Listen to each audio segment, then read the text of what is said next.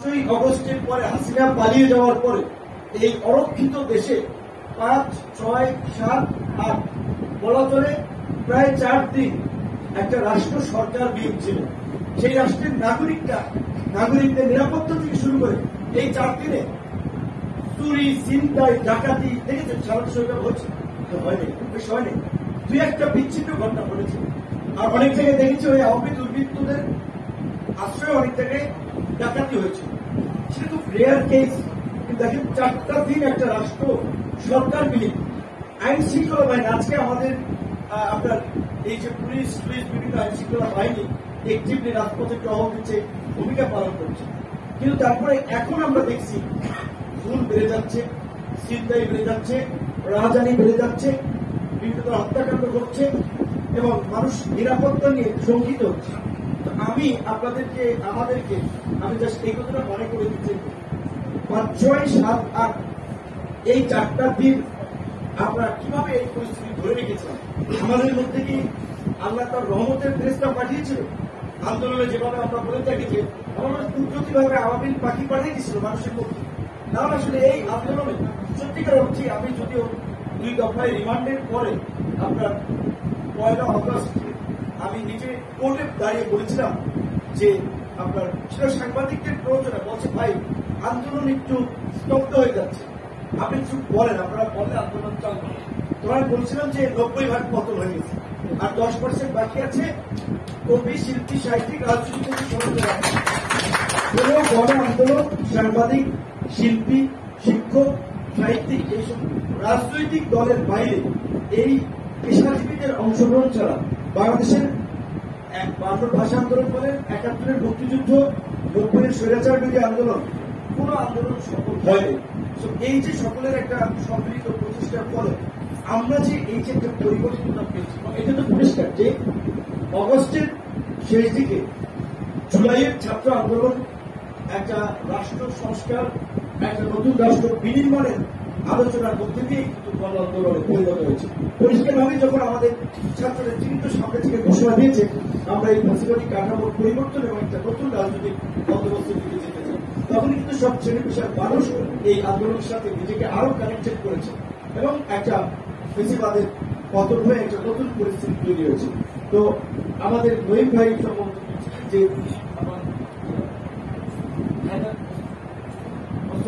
যে আপনার ভাই আপনারা যে 5ই আগস্টের পরে এই যে একটা রাজনৈতিক ঐক্য গড়ে উঠল, আলটিমেটলি যেটা একটা জাতীয় ঐক্য, সামাজিক ঐক্যে পরিণত হয়েছিল। কারণ বাংলাদেশের রাজনৈতিক দলগুলো যদি ঐক্যবদ্ধ থাকে তাহলে এই সমাজে কোন ধরনের বিভাজন বিদ্বেষ থাকবে না।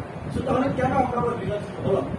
আমাদের যে আদর্শিক রাজনৈতিক কর্মসূচি থাকতে পারে বিভিন্ন ধরনের, কিন্তু আমাদের সেই কর্মসূচি প্রচারের কিংবা আমাদের সেই আদর্শ প্রচারের কতগুলো মানদণ্ড থাকা দরকার।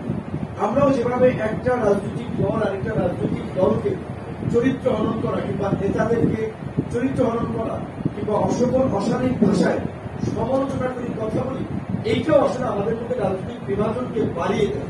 সেক্ষেত্রে সকলেরই এই জায়গায় আচার আচরণ, রাজনৈতিক কর্মীদেরকে খুবই দায়িত্বশীল থাকা দরকার।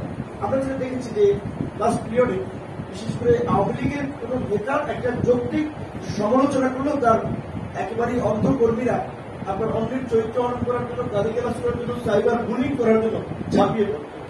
একটা রাজনৈতিক কর্মীর যদি এই ন্যূনতম সহনশীলতা না থাকে তো সে দেশকে কি দেবে, জাতিকে কি দেবে, সমাজকে কি দেবে? তো রাজনৈতিক দল আশা করি এই জিনিসটা উপলব্ধি করবে। বিশেষ করে আপনারা লক্ষ্য করছেন আমি খুব আশ্চর্যজনিত হয়েছি। আমি যদিও কিছু কথা বলি বা কিছু কথা বলেছি, কিন্তু আমি খুব মানে কি বলবো এই কথাটা যে কিভাবে বলি এটা অনেক ইকুয়েশনটা আমি নিজেও অনেক ক্ষেত্রে মিলিয়ে বলি। মনে হচ্ছে যে হয়তো আল্লাহ বলতে বলেছে বা মনে করেন কোনোভাবে নিজের আধ্যাত্মিক জায়গা থেকে ফলো। আপনারা দেখেন 5ই আগস্টের পরে আমার অনেক বক্তব্যে শ্রীলঙ্কার গণঅভ্যুত্থানের পরে বলেছিলাম যে বাংলাদেশে বঙ্গভবন গণভবন দখল করতে হবে, এছাড়া এই প্রেসিডেন্টকে হটানো যাবে না। যে আমরাও এই বাংলাদেশে হাসিনার গণভবনের স্ট্রিমিং শ্রীলঙ্কাতে দেখেছেন যেভাবে জনতা দখল করে সাঁতার কেটেছিল, আমরা সাঁতার কাটতে চাই ফেসিবাদের পতন করতে, তাই হয়েছে। অনেকবার কিন্তু বলছিলেন মুজিব কোড, এই যে মুজিব কোড এখন যে একটা শক্তি দেখানোর জায়গা, যে মুজিব কোড আওয়ামী লীগের লোক, এই মুজিব কোড গুলিস্তানে বিক্রির লোক থাকবে না, কেনার লোক থাকবে। শেখ মুজিবুর রহমানকে আপনার একেবারে ইতিহাস থেকে মুছে দিতে পারবো না। তার এই বাংলাদেশের স্বাধীনতা সংগ্রাম থেকে শুরু করে বাংলাদেশের ইতিহাস যদি লিখতে হয়, শেখ মুজিবুর রহমানের নাম থাকবে। তার শাসক হিসেবে তার বিতর্কিত ভূমিকা আছে। তার শাসনামলে মানুষের উপরে নির্যাতন, নিপীড়ন, বাকশাল কায়েম হয়েছে। তাহলে লোয়ার হাউস কিন্তু বর্তমান সিস্টেমেই থাকতেছে, মানে নির্বাচন করে এমপি হবে, তারাই মূলত উন্নয়নমূলক লোকাল কর্মকাণ্ডের সাথে সম্পৃক্ত হবে। আর আপার হাউস যেটা হচ্ছে, এটা মূলত পররাষ্ট্র নীতি কিংবা বিদেশি রাষ্ট্রের সাথে একটা চুক্তি কিংবা ধরেন সংবিধান পরিবর্তন কিংবা একেবারেই গুরুত্বপূর্ণ ইস্যুতে আপনার নীতি নির্ধারণী ফোরামের মতো কাজ করবে।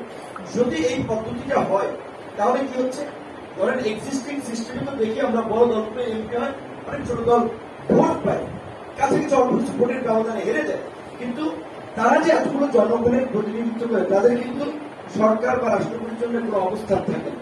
বাট যদি উচ্চ কক্ষের প্রতিনিধিত্ব থাকে তাহলে দেখা যায় একটা দল 10% ভোট পেলে তার 10 জন প্রতিনিধি আপার হাউসে থাকে। তাহলে আপার হাউস লোয়ার হাউস একটা ব্যালেন্স থাকে। এবং এখন এইখানে অনেকে বলার চেষ্টা করছে এই পদ্ধতিতে নির্বাচন হলে কোন এলাকায় কে এমপি হবে লোকজন তো জানবে না, তার নেতা কে হচ্ছে, কিংবা একটা সমস্যা বলে কার কাছে যাবে। লোয়ার হাউস তো থাকতেছে আপনার বিদ্যমান পদ্ধতিতে, তাহলে কে এমপি হচ্ছে সেটা তো সে আগেই জেনে যাচ্ছে যে আমার এই কনস্টিটিউয়েন্সি থেকে অমুকে নির্বাচন করবে। এইখানে এই সমস্যাটা নাই।